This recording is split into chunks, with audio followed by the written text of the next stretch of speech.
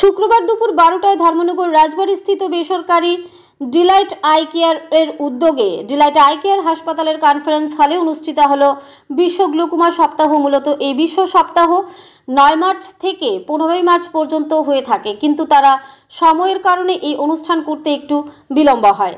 এদিকে আজকের এই অনুষ্ঠানে উপস্থিত ছিলেন ডিলাইট আই কেয়ার এর চক্ষু বিশেষজ্ঞ ডক্টর সত্যজিৎ পাল। তাছাড়া উপস্থিত ছিলেন ডক্টর বিশ্বজিৎ পাল। তাছাড়া এই অনুষ্ঠানে যারা চোখের বিভিন্ন সমস্যায় জর্জরিত রোগী তারাই এই অনুষ্ঠানে উপস্থিত ছিলেন। আর এই অনুষ্ঠানে রোগীদের সামনে ডক্টর সত্যজিৎ পাল গ্লোকোমা বিষয়ের উপর বিস্তৃত আলোচনা করেন এবং চোখকে সুষ্ঠু ও সঠিক রাখতে কি করা প্রয়োজন তা ওনারা বক্তব্যের মাধ্যমে তুলে ধরেন। ইদানিংকালে চোখের চিকিৎসার ওপর সুনাম অর্জন করেছে ধর্মনগরের অন্যতম স্বাস্থ্য প্রতিষ্ঠান ডিলাইট আই কেয়ার।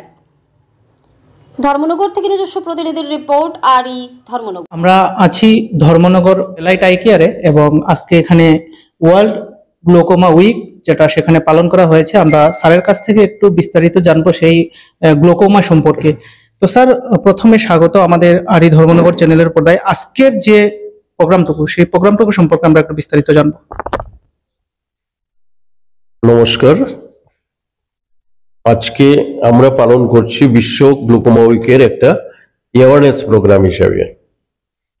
অ্যাকচুয়ালি এই প্রোগ্রামটা 9 মার্চ থেকে 15 মার্চ, আমরা ওই সময় কোনো প্রোগ্রাম সেট করতে পারিনি, এই জন্য আজকে একটু দেরিতে বিলেটেড আমরা একটু দেরিতে এই প্রোগ্রামটাকে অনুষ্ঠিত করছি আমাদের নার্সিংহোমে ছোট্ট পরিসরে। আমাদের অনেক লোক আছেন, আমাদের এখানে অনেক পেশেন্ট আছেন। আমরা যেটা বলতে চাইছি, গ্লোকোমা হলো একটা অতি মারাত্মক রোগ এবং সেই রোগ থেকে যাতে মানুষ অবহেলার জন্য বা অন্য কোনো কারণে চোখটা নষ্ট না হয়, এই জন্য আমরা সবাইকে অনুরোধ করেছি, আপনাদেরও অনুরোধ করছি।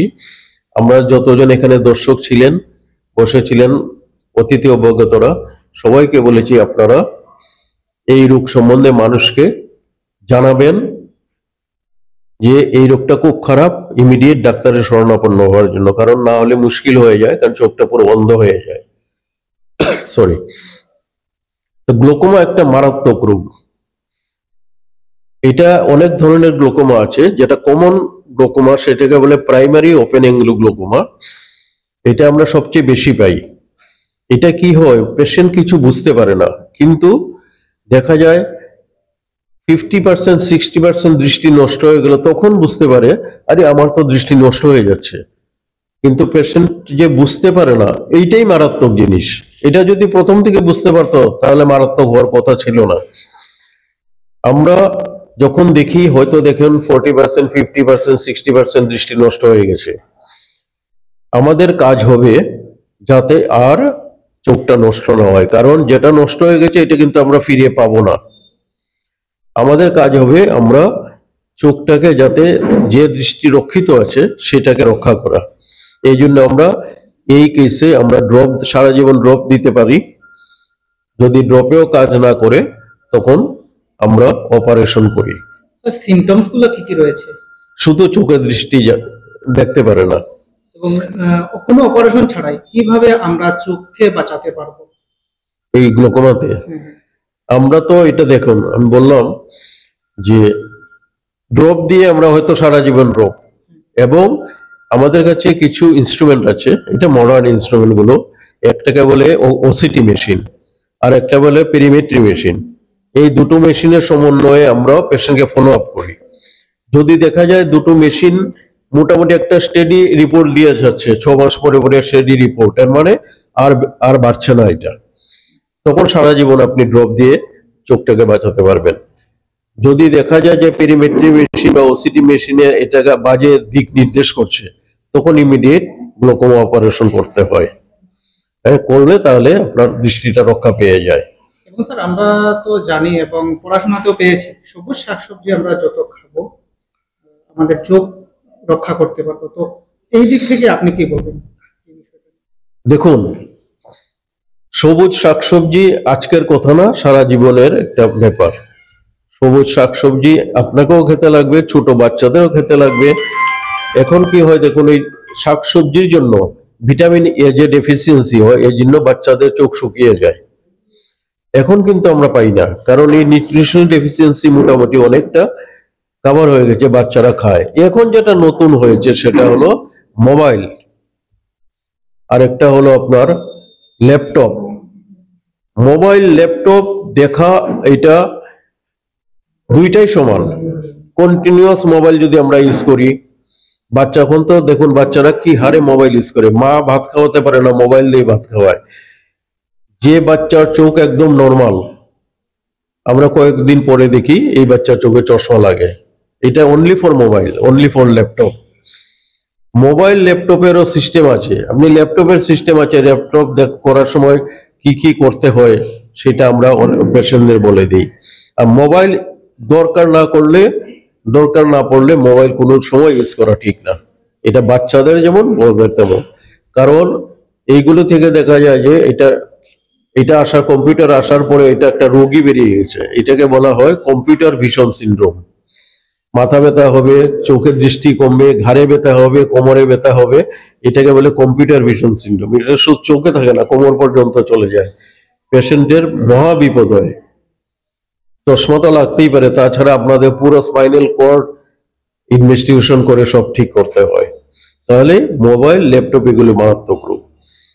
আর একিউট কনজেস্টিভ গ্লোকোমা যেটা আমি বলেছি, এটা হলো হঠাৎ করে চোখের প্রেশার এত বেড়ে যায় যে আমরা ইমিডিয়েট স্যালাইন ট্যালাইন দিয়ে ইমিডিয়েট অপারেশন করে ঠিক করতে হয়। বাচ্চাদের যদি গ্লোকোমা থাকে, বাচ্চাদের গ্লোকোমা এটা জেনারেল অ্যানেস্থেসিয়ার মারফতে এটা ঠিক করতে হয়। আরো তো ভ্যারাইটিস আছে, গ্লোকোমাতে হয়, ডায়াবেটিসে হয়, হাইপার টেনশনে হয়, ব্লাড প্রেশার বেশি হলে হতে পারে, এছাড়া আঘাত লাগলে হতে পারে, ইনফেকশন হলে হতে পারে। সকল অংশের জন্য সাধারণত আপনি কি বলবেন, একজন ডক্টরের সাথে কি কনসাল্ট করবেন তাদেরকে? আমি সবাইকে বলতে চাই, সবাইকে আমার এই অনুরোধ, সামাজিকভাবে আমাদের হেল্প করবেন কিভাবে, যাতে পেশেন্ট কোনো অবহেলা না করে, আপনাদের আশেপাশের বাড়ির মানুষ হোক, স্কুল স্টুডেন্ট হোক, যেই হোক, যাতে কোনো রকম চোখের কোনো প্রবলেম হলে কোনোভাবেই যাতে ডাক্তার দেখানো মিস না করে, কারণ এটা আলটিমেটলি ভীষণ বিপদ হয়ে যায়। শুধু গ্লোকোমা না, চোখের ছানি অপারেশন যদি অপারেশন না করে অন্ধ হবে, কিন্তু চোখের ছানি কোনো দিনই খারাপ রোগ না। এটা অপারেশন করলে ম্যাক্সিমাম 99% কেসে ভালো হয়, কোনো কেস হয়তো খারাপ হতে পারে। আর বাচ্চাদেরও ছানি আছে, বাচ্চাদেরও গ্লোকোমা হয়, বাচ্চাদেরও অন্য রোগ হয়, সব চিকিৎসা করতে হবে ইমিডিয়েট। কারণ আপনারা দেখবেন একটা বাচ্চার জন্মের পরেই চোখের ছানি আছে, ও যদি ইমিডিয়েট অপারেশন না করে, আমি এরকম ছোট বাচ্চাদের অনেক অপারেশন করেছি, 6 মাসের বাচ্চা, 1 বছরের বাচ্চা, 2 বছরের বাচ্চা। আমাদের অ্যানেস্থেটিস্টরা হেল্প করেছেন। এখন তো অ্যানেস্থেটিস্ট ডক্টর ভাস্কর দাস আপনাদের মেডিকেল সুপারিনটেন্ডেন্ট, উনার অ্যানেস্থেসিয়ায় আমি অনেক বাচ্চার অপারেশন করেছি। আর অনেক অ্যানেস্থেটিস্ট আছেন যারা আমাকে হেল্প করেছেন। আর আপনাদের হসপিটালের সাকসেস রেট এখন পর্যন্ত কত?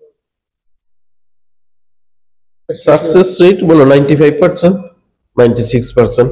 কিছু তো প্রবলেম থাকবেই, কোনো সার্জন বলবে না যে আমি 100% correct, it is never possible. তো এই যে বললাম বাচ্চাদের চোখের অপারেশন, আরেকটা দিক বলছি যে বাচ্চাদের চোখের ছানি, বাচ্চাদের চোখের টেরা, এগুলো ইমিডিয়েট অপারেশন। একটা চোখ টেরা থাকলে সেটা ডেঞ্জারাস, দুটো চোখ টেরা থাকলে বা দুটো চোখে যদি ছানি থাকে এটা তবুও সেভ করা যায়, কিন্তু একটা চোখে ছানি আর একটা চোখের টেরা এটা মোস্ট ডেঞ্জারাস। ইমিডিয়েট অপারেশন না করলে বা চিকিৎসা না করলে ওই যে চোখটা টেরা বা ছানি আছে সেই চোখটা আস্তে আস্তে অন্ধ হয়ে যায়। ধন্যবাদ আপনাদের। হ্যাঁ, আমি doctor Satyajit Pal, I surgeon. আমি ডিলাইট আই কেয়ারের কনসালটেন্ট অপথলমোলজিস্ট। এটার প্রতিষ্ঠা হয়েছিল 2020 সালের 9 জানুয়ারি। উদ্বোধন করেছিলেন আমাদের speaker honourable mister Bishwabandhu Sen. এই উদ্বোধনী প্রোগ্রামে বিশাল জমায়েত হয়েছিল। তো আমি সবাইকে আমাদের ডিলাইট আই কেয়ারের তরফ থেকে সবাইকে অভিনন্দন জানাচ্ছি। ধন্যবাদ।